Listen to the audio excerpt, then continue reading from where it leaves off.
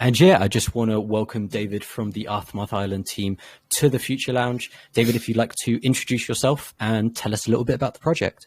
Sure. Thanks so much. Great to be here, everyone. My name is David Lucatch, and I'm the managing director of Aftermath Islands. Aftermath Islands is an immersive metaverse built on the Unreal Engine 5 platform, and we'll be posting a sizzle reel in the chat today so that you can see it in all its glory. It's also a pixel streaming platform where there's no download. So you're going to be able to play high resolution graphic metaverse with absolutely no download. So that we're an open world. And give you a little bit of background on myself. I've been in the internet industry since the mid 1990s. I've been around a long time. Done a lot of different projects, e-commerce development in early days, language development, and I've run a number of both private and public companies. And I've also done quite a bit of work for organizations like Disney, Marvel, and the lot in the movie and entertainment industry. And I am a New York Emmy nominated executive producer for television for the New York Yankees. So got a little bit of history under my belt, and the team is a great team of people that have been around for a number of years in technology and been together many years. And we started with digital identity and quickly moved over to avatars in the metaverse, and that's where we've come from. Amazing. Well, a fantastic introduction into yourself. It's great to hear, obviously, the kind of a plethora of experience that you've got working, towards what you guys are planning here. But yeah, without further ado, let's jump into, what Aftermath Islands is and what benefits it's going to be providing its investors. Sure. No problem. Here we go. So Aftermath Islands is a metaverse, and we're focused on big ideas that include digital identity, virtual ownership, utility commerce. But as big as that is, we're really focused on inclusiveness. We want to create a platform, an open world where people can coexist and land is affordable. You can get in and do things, because if you own land, we know you're going to do things around that land and in the areas where the land is. And I'll go into it in more depth, but we've got a great set of opportunities for people to engage in, whether you want to play, whether you want to learn, whether you want to earn, whether you want to work, whether you want to build or socialize. We've got opportunities. And really what we're doing is actually creating that open world where people and their avatars can be empowered to reimagine, a life in an economic and socially inclusive virtual universe. So I mentioned a little bit about myself, but, this is a great team of people. We've been together quite some time. Dinko Dinkov was the co-founder that brought us the Aftermath Islands project. And our team has spent, as you can see, anywhere at minimum from 10 years to as high as myself, 35 years plus in the technology industry. And we really do understand it. We've been there since the early days of the internet and e-commerce all the way through Web 1, 2, and 3 now. And we truly understand it. We're gamers. I'm a comic book collector. So we're really very, very in tune with what's going on in the marketplace. We've also got a really super creative team. And where we take our storytelling from is from the comic book industry. If you think about the Marvel Cinematic Universe, it's probably the most valuable franchise ever in the history of entertainment. And on my left, on the left of your screen, you can see Mariano Nicieza. And Mariano is the CEO and publisher of Apex Comics Group, former special editor at Marvel, worked with Stan Lee. Worked with everybody. He's worked with Disney, Malibu, Flair, Paramount, and Panasonic. In the middle, James Bate, our creative designer lead. And on our right, we've got a very, very famous person, Mariano's brother, Fabian. And Fabian has just published his second novel. It's just come to market. And, really, Fabian's claim to fame is that he's the co-creator of Deadpool. He is the voice of Deadpool. So when you read or hear Deadpool, you're hearing Fabian's voice. So we've got some fantastic people and contributors from the comic book world, because we believe these are the best storytellers. And again, as I mentioned earlier, I'm really sorry to jump in, David, but like when you were saying comic book collectors, I was going to highlight later on the two comics I avidly collect are all the Deadpools and all the Halos. So I will be having a fangirl moment over your project. That's amazing. Yeah. It's funny. Before I even knew Fabian, I've got several books signed by Fabian, Rob Liefeld, the visual creator of Deadpool, and Stan Lee. So I've got several books signed by them. So Yeah, I'm very I'm envious with of you, you. bro. And Now. Yeah. I spoke recently at Comic-Con, so it's really hard not to be a fanboy. And if you know the comic book world really well, you might know. I was on the phone last night with Jim Steranko, and Jim Steranko is one of the most famous people in the comic book industry. And he in the 1960s and 70s, he was responsible for the resurgence of Nick Fury. So we've got some Amazing. great people around us, and so I appreciate what you're saying. Yeah. Um, so when we look at some of our experience, and you can see it here, you'll recognize most of these movies. We were instrumental in helping these movies do some of their marketing and getting them off the ground. Frozen, we helped launch that famous song "Let It Go."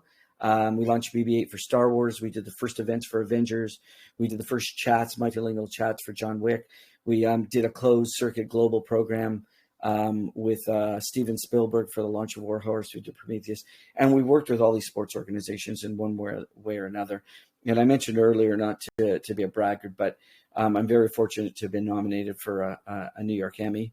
And we also, if you're a fan of the band Kiss, or you know the band Kiss, we helped them get a Guinness World Record many years ago. So I was very close with Gene and Paul. So we've done a lot of work in the industry. So we do have the chops to know what to do in the entertainment and the gaming world. When we look at a roadmap, we have a very aggressive roadmap. And please keep in mind that when you look at our sizzle reel, and I really suggest everyone does, you're going to see something you've never seen. These are not low-res graphics, and they're not downloadable. These are high-resolution graphics in Unreal Engine 5. We've already completed everything in H1, and we're well on our way to H2. And we've created play-to-earn games. We've created our storyline, our platform, our brand creative. And we have done all of that by self-funding. We have not gone to the market for any funding for this project. It's all been self-funded. And we've done millions of dollars in virtual land sales already. And we have a very aggressive timeline. But given our experience, we believe that everything is attainable. We're already testing our professions, and our avatars are out of this world. Again, when you see our sizzle reel, we can actually take your face and put it on an avatar and make it look realistic. So we've got some really great things ahead of us, and we're very focused on meeting the objectives of our timelines. We're not looking at pushing them back. Now, when you think of the making the metaverse, we're all familiar with these games. I've probably played almost every one of them or been part of the virtual worlds. And really what we did is we went to an open world format where it will expand, it will be inclusive, it will bring in other metaverses as opposed to some of the closed world opportunities. So most people say you had me at hello when we talk about open world. We're really focused on creating an experience that everyone can partake in, and everyone can not only buy land, but earn their way in through our play-to-earn games. So you can play our play-to-earn games, earn NFTs in the play-to-earn games, and then use that to sell in our marketplace and buy land. And I will say this out front, everything we do is supported by digital identity. So to be in our ecosystem, you have to prove you're a real person. You don't have to prove who you are, but using biometrics, you have to prove you're a real person. We don't want any fake spots or hacks in our ecosystem. And we want to keep children safe, and we want businesses to be able to rely on the fact that you're a real person if they're doing commerce with you in the metaverse. This is what we think is the limiting factors for the metaverse.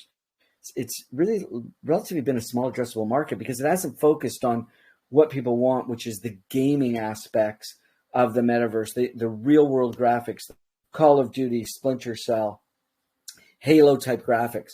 We're there today. No single digital identity has been pervasive across multiple environments. We have an open standards digital identity that we have developed globally. It's recognized by a lot of organizations, the premise of what we use, and we've been recognized by industry experts on the basis of what we offer. So we have a digital identity product that puts digital identity back in the hands of the users, back in the hands of the owners that control that digital identity.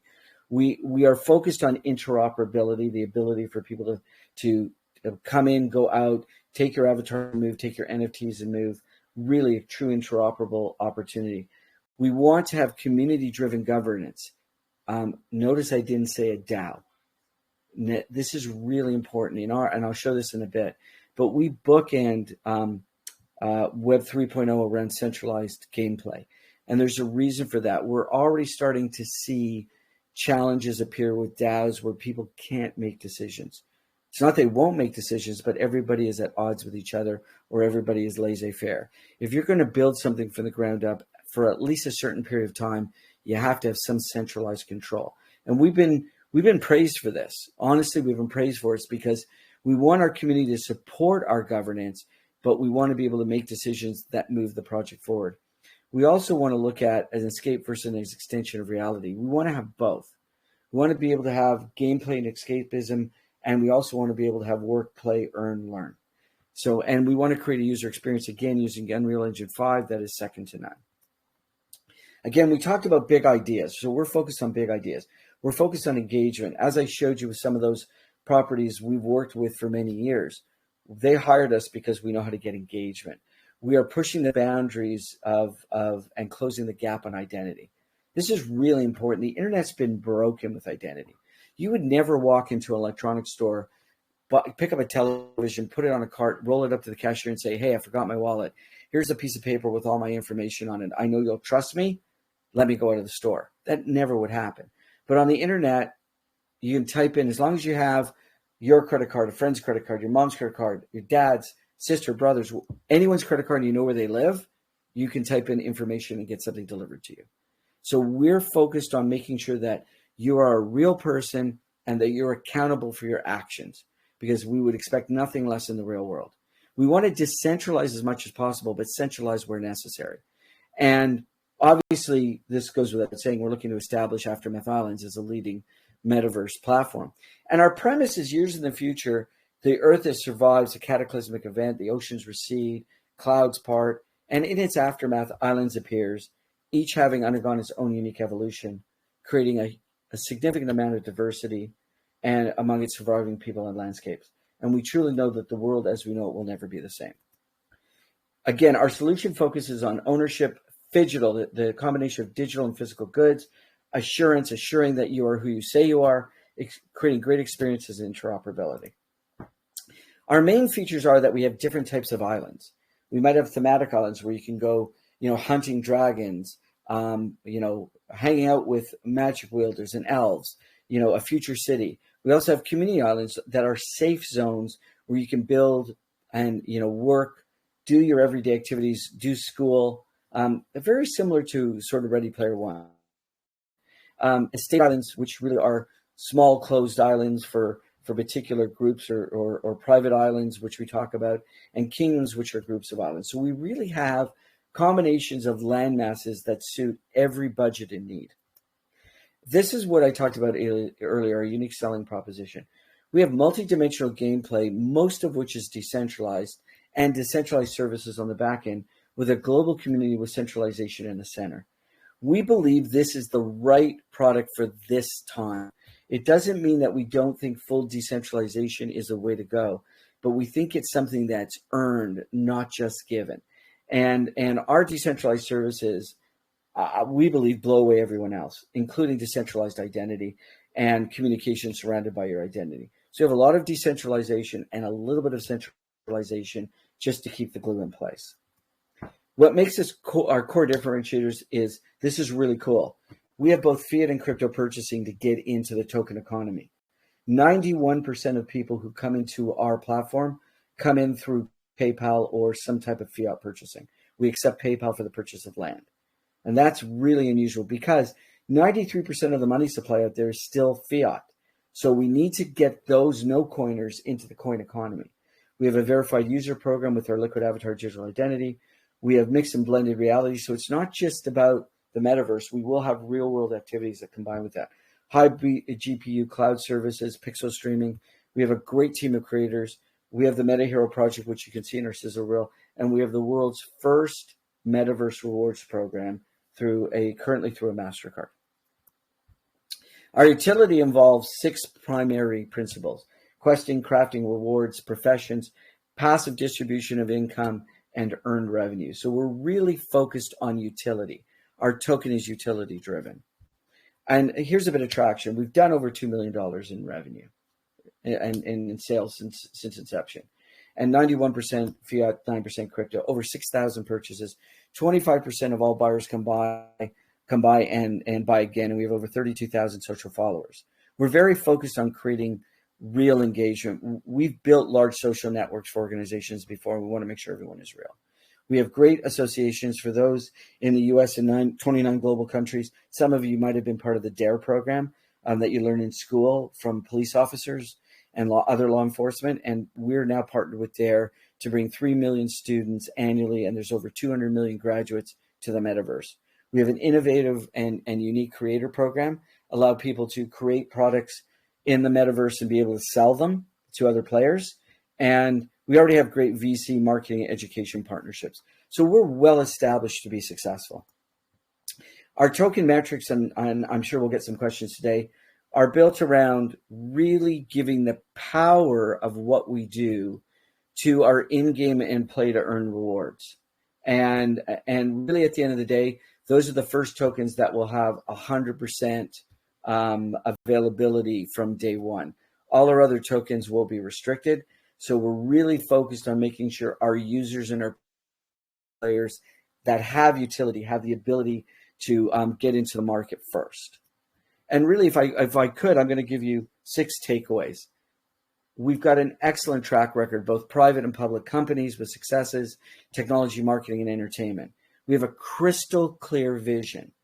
We are on target every day of the week. We are focused on the success of this platform and being innovative, inclusive, and bringing products and services to the table that are Web 3.0 oriented and create safety and security. We have innovative solutions. We're already loading up Pixel servers. We're already there. People are talking about it in the future. We're already there with Unreal Engine 5. We support decentralization identity. We're built for interoperability, and we're already in revenue. So, and again, we've been self-funded up to now. We haven't come to anyone to ask them for anything today. And that's it. That's really sort of the overall pitch and what we've been doing today. Fantastic. Well, David, again, I'm absolutely blown away. Many of the investors know, but my whole specialization is looking at, I graduated for computer games enterprise. My specialty is game design. So I love talking to GameFi tokens or people that are trying to, integrate the games industry into the crypto world. Mm-hmm. Unfortunately, we're still being in the very early stages, right? So you see, I think, the biggest basis for me is I've seen a lot of people who are on the crypto side decide, okay, I want to try and imitate or emulate or make a AAA title, but don't have the means, the contacts, the funding, or the experience to do so, where the biggest standout for me is you guys are coming from almost the opposite way. You're coming from as experienced members within your field, within your industry, and you've decided, hey, let's make a utility, let's make a project that can work on the metaverse and utilize all these connections, all these people, all this experience we have, and take it over into the crypto space, which is absolutely fantastic.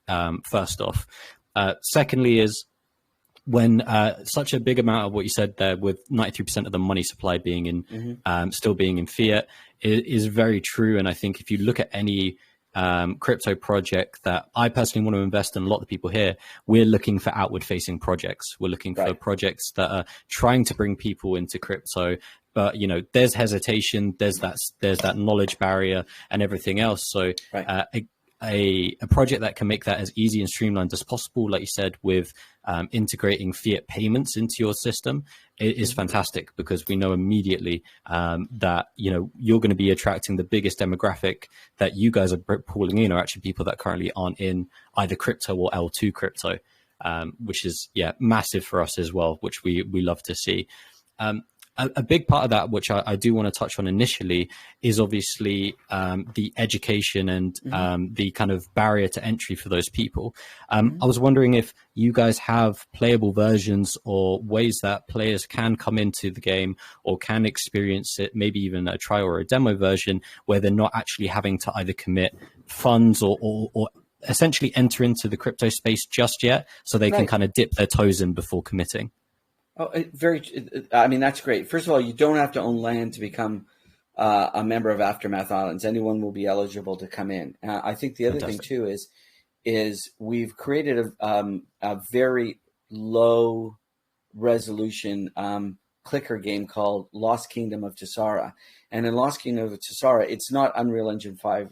This is much, much simpler graphics, but it gives people the ability to come in, start to understand how to build a little bit of an empire and how to earn your way into creating NFTs. You'll be able to create NFTs right in the play to earn game, and you'll be able to transfer those play to earn NFTs into your account in Aftermath Islands. So it is sort of a stepping stone, but Hmm. we also will create dynamic tours and engagement. We've done this before. So there will be lots of ways where people can come in and experience a sort of a newbie area. We have a newbie area we call the clubhouse before they want to step into something bigger. And remember, there's no Okay. download. So because there's Yeah. no download, it's not like they have to make a big commitment. Fantastic. And yeah, again, it is great to see that, you're trying to remove as many barriers to entry as possible, let them experience what you guys have got to offer. And then like from there, if they want to utilize all these features, all these possibilities that you have there, they can. It's more about attracting them in, not making them commit a huge amount of finance or learn a huge amount about NFTs Right. and crypto before they can just jump in and then discover it as they go along. Right, it will be part of their journey with you guys. Agreed. Fantastic. And yeah, and with all the student outreach that you guys have got there, I think that will play into it massively as well. Fantastic. Well, with any GameFi project, and when we are talking about projects of this scale, where a lot of the focus is on users, I do always have to play devil's advocate and go, okay, we do have a lot of investors here where they either simply just don't have the time to participate, or maybe just aren't gamers themselves, but see the vision of what you guys see, the inherent value of what you guys are offering. Are there any underlying benefits for a sole investor to get involved rather than somebody who will be actively participating in Aftermath Islands?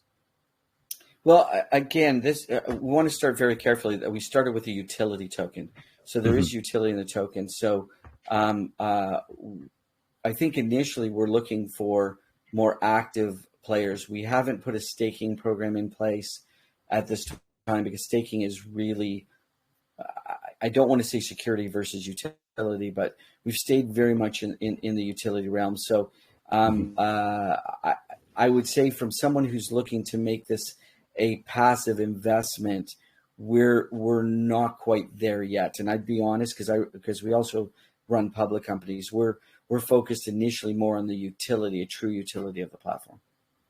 Okay, amazing. Yeah, and I think when people see the inherent value of it, they can choose to get invested or not. And I imagine, there's a big crossover of, enthusiasts of both crypto and gaming. I can happily vouch that I'm one of them as well. So it's definitely one where I'd be very eager to jump in as well.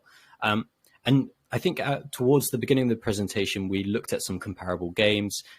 We were looking at obviously the open world system. I think mentioned there was obviously the World of Warcraft, Fortnite, Minecraft, and those sorts.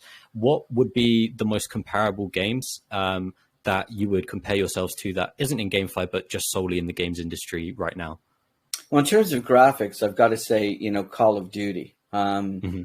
or Halo, because that's the level of graphics that we have.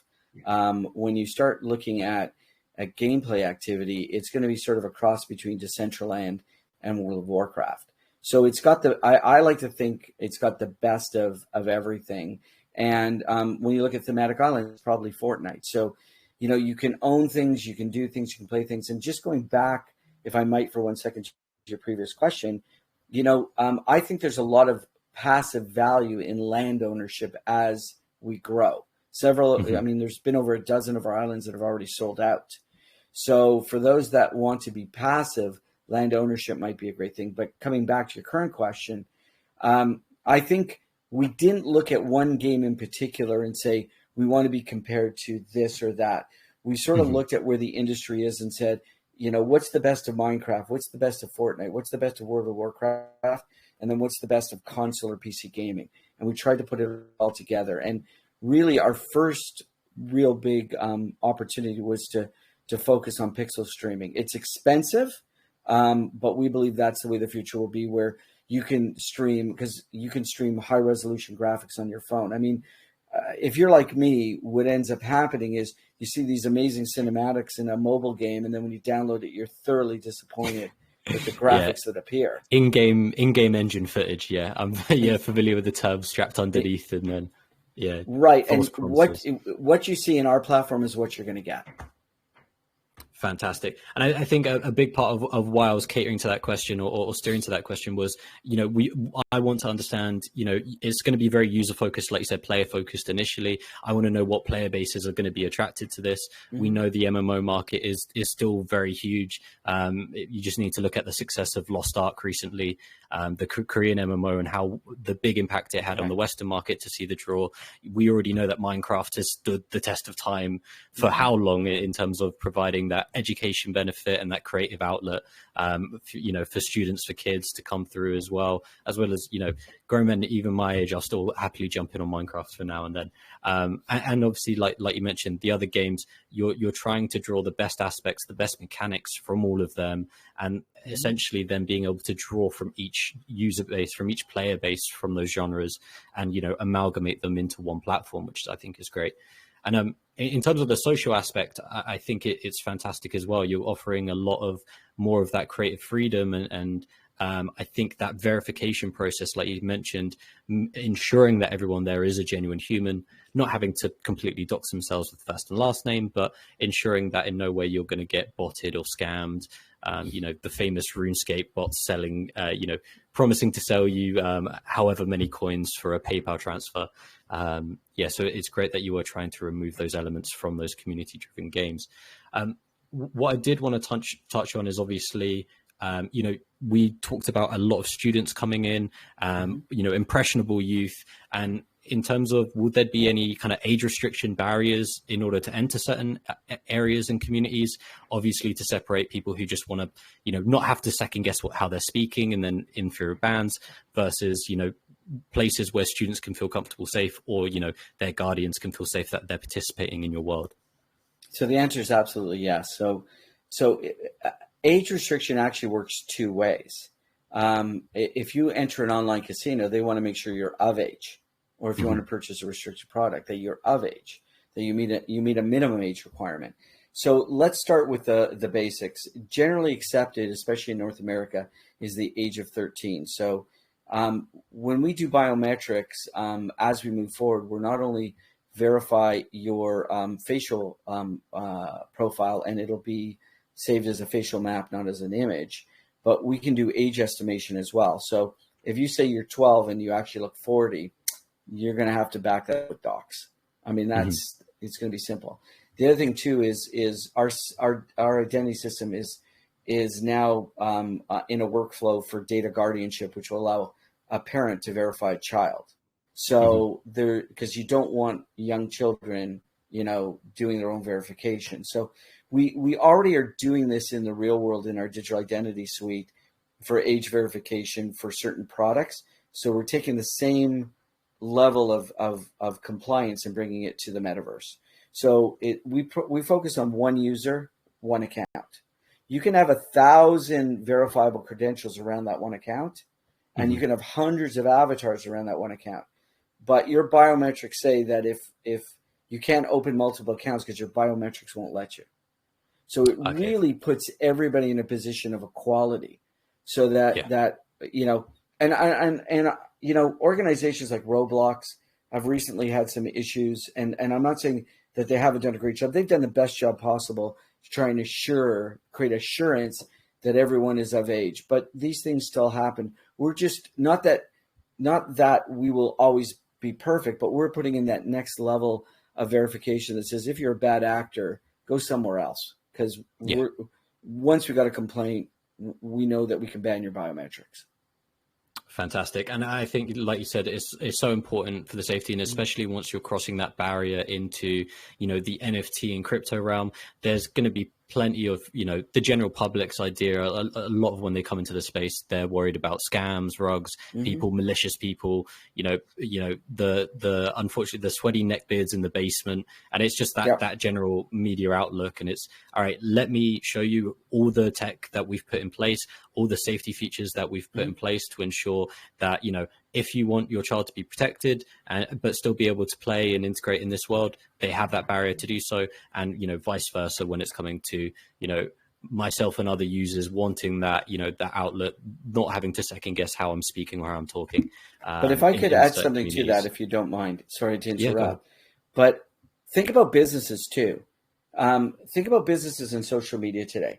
Businesses spend money in social media only to find that a certain percentage of individuals aren't real, right? So if they're spending $20 to reach 1,000 people, they know that their cost is really maybe 30 to reach real people. And they have no idea what that person wants. All they know is that they meet certain profiles. And recently, social media, major corporations have started changing those profiles with some of the new California Consumer Protection Act rules and laws. But imagine a world where, as a business person, everyone in this ecosystem is real. And you can give them an offer that if they give you certain data, you'll reward them. So at the end of the day, you're going to create tighter, more valuable relationships, both for yourself and the consumer, knowing that your spend is to real people. Therefore, you're willing to give up more because you know you're reaching the right audience. So for businesses, this is a massive opportunity. And for educators, for everyone, to create levels of assurance, not only for safety, security, and privacy, but also for marketing and economics. Yeah, they can hit the demographics they know, and they know it's not 90% of bots or, ones that are just catching in based on the likes and, common channels or common pages that they have in common. Now, fantastic. And I think that's going to add so much value to the project itself. I think that goes greatly into my next question, which is about partnerships and collaborations. We already talked about the fact that you guys are coming out with your own play-to-earn game, and obviously there's a lot of creative freedom. People being able to create their own items, their own lands, obviously their own buildings within the world. But I want to know if you guys plan to bring in any, either big game developers, any indie game developers, any just maybe creative individuals that want to come in and, enhance the experience for players and users and maybe create their own titles within your world. Is that going to be a possibility? Yeah, absolutely. Yes. That's the idea behind an open world, is we're already having those discussions today where we're going to have islands, and we'll likely announce those soon. We're going to have islands dedicated to brands, gameplay, certain creators. It's really important to us. We're of the mindset that, 1 + 1 + 1 = 9. It doesn't equal 3. So, and we're comfortable in our own skin to, given our experience, that we know that we want to leverage up. We can't do it all by ourselves. It would be, I think, foolish on anyone's part to think that they can do everything on their own. We want to bring in brands, we want associations, we want to bring in game developers, creators, interior designers. We recently did a project with a college in Canada where we brought in the interior design technology groups, animation, gaming, and we had I think it was a 6 or 8 week contest, and we ended up hiring 3 of the people from that organization. Fantastic. And I think that just shows how accessible it would be for people to come in, highlight and showcase their talents within the Aftermath Islands. And then obviously, you guys can take light of that, take note of it, see its popularity and be like, hey, we want you to come in on a more official capacity, obviously highlighting people's talents. Because, when you look at even some of the most dominant games in the space now, going back to MOBAs with the prominence of like League of Legends and Dota 2, they all came from a mod that was created on Warcraft 3. When you look at the popularity of Fortnite, the Fortnite Battle Royale game mode was made by 2 of their in-house developers over the course of a weekend, and like completely differed from the actual game it came from itself. So I think a lot of what's popular and dominant or what we've seen be popular and dominant over the last like 15 years has actually just come from a few minds, from a few individuals in the space that had that outlet, had the ability to showcase what they're able to offer. And it's great that that's something that's very prominent within Aftermath Islands. It's very exciting to see, and to see that you guys are trying to nurture that. And we're also, just starting the process of bringing on Genesis or generative, or, there's so many different names around that, NFT projects where people are creating, generative NFTs, and then we're creating lifelike avatars to go with the generative NFT, including a plot of land and something else, so that the value proposition becomes very utilitarian, not just an image on an NFT. Yeah, and I think that that's such a big part as well. A lot of us here are a BSC crowd, obviously Binance Smart Chain over Ethereum. We do have a lot of people who are going into Ethereum. But the reason I bring it up is when you look at NFTs on the Binance Smart Chain versus Ethereum, Ethereum, you can do NFTs with just profile pictures, and, it's the clout, it's people wanting to, showcase that they have money to display, to buy a cartoon. But on Binance Smart Chain, it's what you need NFTs that cater towards utility, that have some underlying purpose or feature that they're able to use and display. So I think it's a lot more attractive, especially to the investors here, that you guys are pursuing that over Right. like, okay, yeah, please spend 0.5 Ethereum on your profile picture. It's showed to display in game to show you that you're cooler than everybody else. I think, it's something that we especially in this space tend to kind of steer away from, which is absolutely fantastic.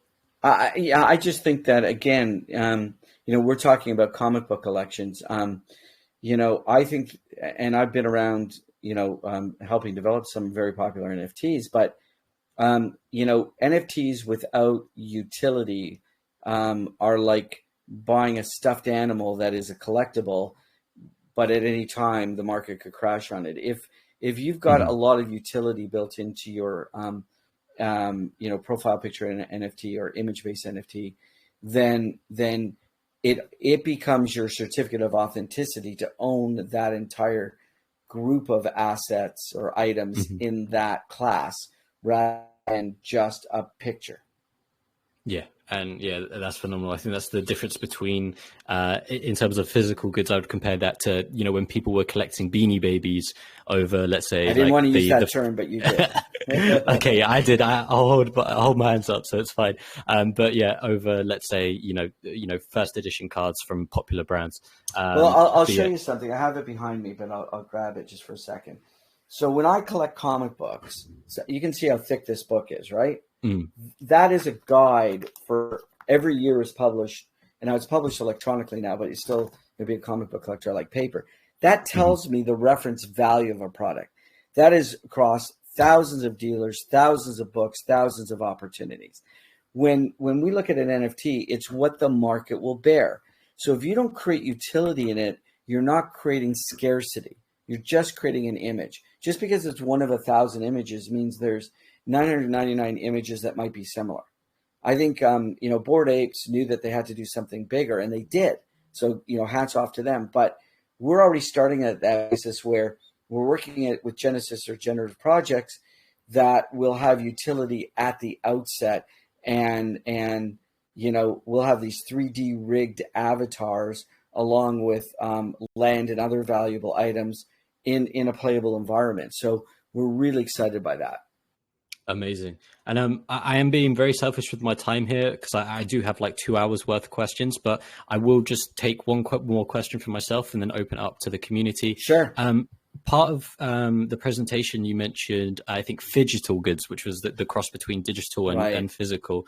Do you want to touch into a bit more detail about what those goods are going to look like and be, and how they're going to be integrated into the physical realm? Sure. So I can give you a perfect example.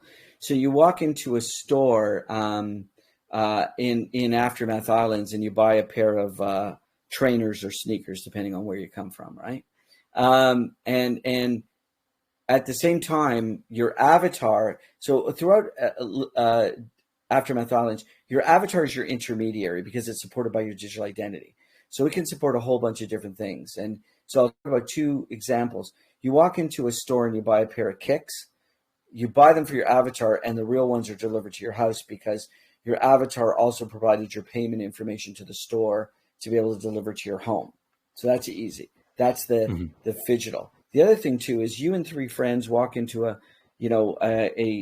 restaurant in the metaverse, and you're all sitting there socially having a meal, and the meal offers you a boost for doing some gaming later. But at the same time, that food is delivered because your avatar was able to provide, through the merchant, delivery information to the delivery service that said, deliver that hamburger and fries, not only to my avatar, but deliver to my house as well. Amazing. I think honestly, as a hardcore gamer myself, I can see this becoming very addictive, and but no, a great way I think also to not only be spending in-game time, but to be showcasing and offering items, unique things that I also have as a tangible good. There's plenty of small independent businesses that have popped up since kind of COVID began, where they are offering unique products, unique services. And it's like, well, I'm finding difficulty targeting social media, like you said, like we touched on earlier, because the amount of outreach I have, I don't know if they're bots or genuine people. I don't know if the views are going to correlate to clicks, where I could be showcasing it within Aftermath Islands. And I know every unique user that comes in is a genuine person, and, if they've come in on their own volition or from my targeted advertising, I know that they are an interested party in the products I'm featuring and offering. And I agree. And the other one I just want to mention really quickly is, we're working with DARE, the organization that works with schools, and we're going to be designing a DARE digital backpack where businesses can provide free NFTs to those students. And we've got 1.2 million to 3 million students a year that you can provide at a very, very low cost, really low cost, a digital item that might have either tangible access in the real world or access in the world. If I hold that NFT, I can go to a special event or concert in the real world. If I hold that NFT, I can ride a roller coaster in the digital world. So there's lots of ways to create these opportunities. Again, we come from traditional marketing, technology, and business. And for those that, might say, well, do they really know a lot about the social media realm? We built a social media platform in 2010 to 2015 that had over 200 million people on it. And we were involved when MySpace was being sold from News Corp. So we do have the chops here, and go back to what we've done with Disney and Marvel and Amblin and everyone else. So we're taking all of that and our retail marketing experience and bringing it all to, and our e-commerce experience, all to the metaverse all at once. Amazing. Yeah. And I think, like you said, those offerings, those passes, and actually adding, like we touched on earlier, the real world use case attached to the NFTs themselves is bringing so much more inherent value and can showcase, look, the NFTs that kind of have the stigma now of just being profile pictures are just going to be completely irrelevant within this. We're going to completely redesign and reimagine what they actually mean. And I think to the demographic, especially when you're touching on the students and participants in the DARE program, you're going to see a lot of kids coming of age, and they'll see NFTs as something completely different compared to like the stigma of like what the 25 to kind of 30, 40-year-olds are seeing it as now, which is, again, going to be fantastic. Well, I've taken up loads of times with my own questions, but yeah. And they've been great. Thank you so much. They've been great questions. I really appreciate that. It just shows my excitement for the project. But I will have to make sure we get some community questions in before I do let you leave. So I want to start off with Mary's question that I've got here written down. And she's asked, what sort of quality assurance are you guys offering when coming through and testing the game? Will there be an open beta where people can come in, contribute, and offer feedback for any sort of bugs or other issues that they see? Absolutely. We're doing that now with Lost King of Tessara. If you join our Discord channel, which is Aftermath Islands, we get our beta testers from there. So we've already got quite a few beta testers testing Lost King of Tessara, our play to earn game. So we're going through a standard quality assurance process that you'd find in any game or any platform. Okay, fantastic. Now, I really appreciate that. And yeah, I think a lot, again, when I'm touching on another gamified project, a lot of them overlook how much time it takes for qualitative assurance to be worked in effectively. They think it all comes down to the development. I'm like, okay, once you're pairing an actual game that's been rushed for development, plus the fact that it's offering a financial incentive, quality assurance needs to take precedence. So it's great that Great. you guys are obviously keeping that as a priority as well. Well, we're gamers Fantastic. too. We've been there, right? Yeah, exactly. Nah, fantastic. Well, let's jump into a very simple one, but I'm seeing it from quite a few people. From I think Queen Storm, from Carmen, from from quite a few people. They're curious to know what perspective will the game be from first person, third person. Will it be a myriad like we see in kind of Skyrim and those open world games? Well, right now it's basically sort of a combination first person, third person, but we want to be able to get the camera to come right into first person view and scope out to third person view, which is really what we see in sort of World of Warcraft and most other games. And with Unreal Engine, that is completely viable. Amazing. Yeah, I think allowing the player the possibility of, going from the perspective they prefer rather than sticking them to one stigma allows for a much wider player base. I know plenty of people who turn their noses away from third person shooters because they're so used to, like we touched on earlier, the Halo perspective, the Call of Duty perspective. Well, if I could add to that, if you're playing in a group setting and you're going on a raid, you really need third person view. If you don't have third person view, you don't have in a game yet the perspective and the peripheral vision that you do have in the real world. So you need to see sort of a God view look at things sometimes. Yeah, precisely. Especially, when we're working on teamwork, especially, you need to have that kind of case of situational awareness. Yeah. Fantastic. Well, another kind of nice quick one I want to take is about kind of globalization and being multilingual. I'm seeing it again from a few people. How accessible is this going to be for users in other countries that don't have English as a primary or secondary speaking language? Well, you've hit a past success for us. So we developed in 2010, and subsequently I sold and left the company. But we developed a multilingual technology that was 68 languages in real-time translation, and it was used for games like Farmville and Zynga. So I think we have a little bit of experience with multilingual integration. So we're going to be adding a new type of chat. We're already testing in our digital identity platform called DIDCOM, which will allow digital identified or decentralized identified individuals to be able to communicate with each other. And we'll be overlaying language translation on top of that. So you could be immediately speaking to someone in Hindi and they could answer you in English. Amazing. Well, phenomenal that you already have that on the mark. I think, again, when I'm looking at it, a lot of them people are like, well, we're trying to integrate like Mandarin and engage the Chinese speaking community, and Spanish obviously is another kind of massively widely spoken language. So it's like, oh yeah, we're getting all three of those, but to have something so that technology available to you guys where you can already hit that vast amount of languages is going to be incredible, and hopefully really bring in a great user base regardless of what language they speak or what they're comfortable speaking. And that will probably be an early to mid 2023 edition, but it is something that we definitely know that we need to bring in, because the world is not all English, despite what English people think. Yes, yeah, exactly. No, we're bigger than the primary two countries that use it. Fantastic. Well, the next questions I want to come into is actually one that's incredibly interesting for me, which is the looking at kind of the esports market and competitive gaming, because we know, again, that's what is quite dominant in the space right now. How easy will it be for community creators and people within your users to host their own tournaments and create kind of engaging games or competitive games where they can kind of host the tournaments themselves, or, Twitch stream it, make it live and accessible, where we can have that competitive flair and aspect in your game? It's something that we've considered. If you look at our sizzle reel, one of the early ones we've considered right now is karaoke. We've developed something called meta karaoke, where you could sing into your microphone and your avatar can lip sync to your song.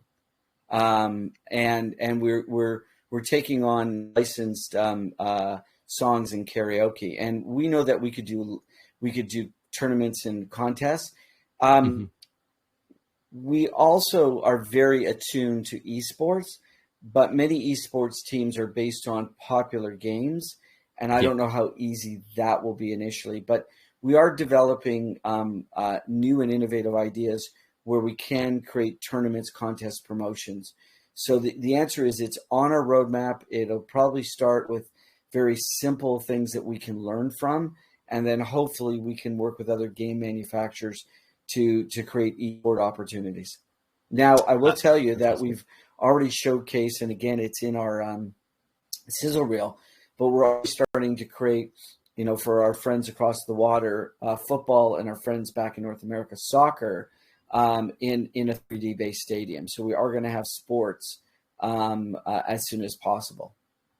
Amazing. And I think another big part of that, and we were talking about community steering. Ever since COVID, we know how difficult it's been to kind of share experiences or moments with your friends, and even to the case where gamers, we have, you might be based in the UK, for my example, but I have friends all over Europe, all over America, and it's very difficult for us to all come together and maybe even like come together and watch a licensed event and big events that are occurring in the real world. Is that something as well that you guys are taking to experience? Like, for example, like I'm a active watcher of UFC. I want to kind of have everybody on my island in a nice little showroom, and I'm able to kind of stream or have the UFC event live on my island for everybody. Would that be something? Entertainment content is, given our background, is a primary opportunity for us. We want to have, popcorn night and having viewing nights and that type of situation as well. So again, on the roadmap, it is a very, very dear to our hearts as entertainment people. Amazing. Well, absolutely fantastic. And another question, just trying to speed run, because I know we're running short on time here.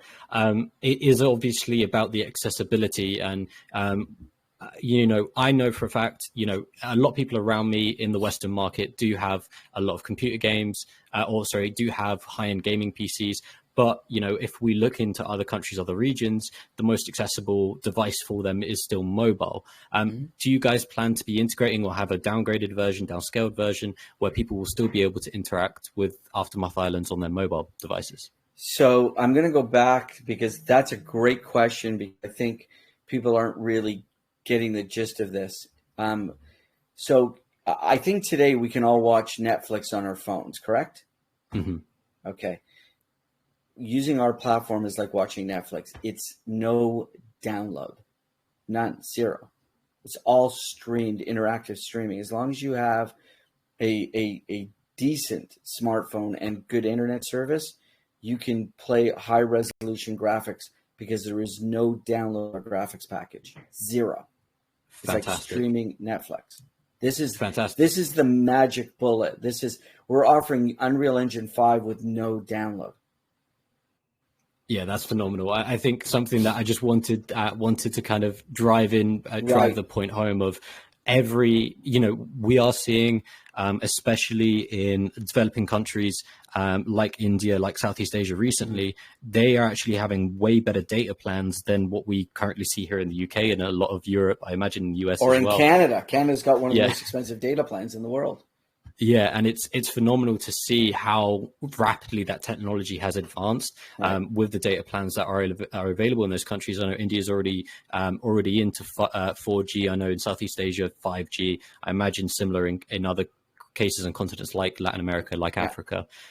So the fact that the accessibility to this game is purely based on the streamability of it is going to open up the market so wildly, and tied in perfectly with the multilingual package that we can see coming out, like you said, in early 2023. You can just imagine and envision the kind of the mass user base that you guys can draw in.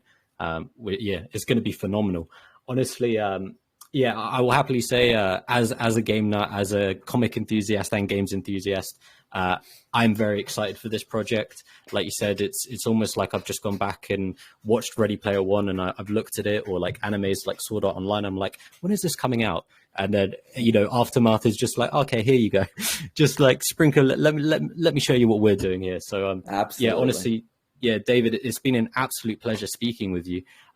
What I want to do in this right at the end here is just hand the microphone back to you. Any crucial information you want to leave us off with, please take the time to do so now. And for anybody who's looking to get involved, invested, an active user in the system, where can they go? Okay, so that's great. Thank you so much. And I think we didn't mention, I think we have a couple of giveaways that you're going to offer as well. So I think. Yeah, we're going to have that. I think Tanvir, our amazing organizer, will announce that right at the end of the AMA. For anybody who wants to know how to get involved, that will be making sure that you're joining, obviously, the Aftermath Islands Telegram, as well as following our Future Lounge Calls channel. But yeah, go ahead, David. Absolutely. Well, thank you, everyone. Really appreciate it. I encourage you to join our Telegram or Twitter, and if Discord, join our Discord because there's a lot of information. We are going to be doing a utility token as well and offering it up to qualified individuals. So if you join any of those, you'll get more information on it. But we really are encouraging people to see the future here. We think that the metaverse and gaming is not going to be low resolution graphics. It's going to be high resolution graphics, and it's going to be built by great communities that include great operators with great experience. So if you're in what we're doing, please feel free to reach out to us. We are a warm and engaging group. Truly, what you see here is what you get. We're looking to build something phenomenal as a community, and we appreciate everyone's time and energy that they put into this today, and we really want to thank you. It's been phenomenal. It's been an absolute pleasure speaking with you, and obviously getting to learn what you guys are offering here with Aftermath Islands. So I will happily say I'm going to be following very closely and getting involved with the community. And I'll implore everybody here, even if they just want to go find out more, do some more research and learn what you guys are up to, definitely encouraged to go check out, obviously, the Sizzle Reel and obviously join the Telegram community. But yeah, final word from me, David. It's been an absolute pleasure meeting you, getting to know more about the project, and I wish you the best of luck with everything that's to come. Thank you so much. It was a pleasure being. Amazing. Well, I'll go ahead and stop the recording here.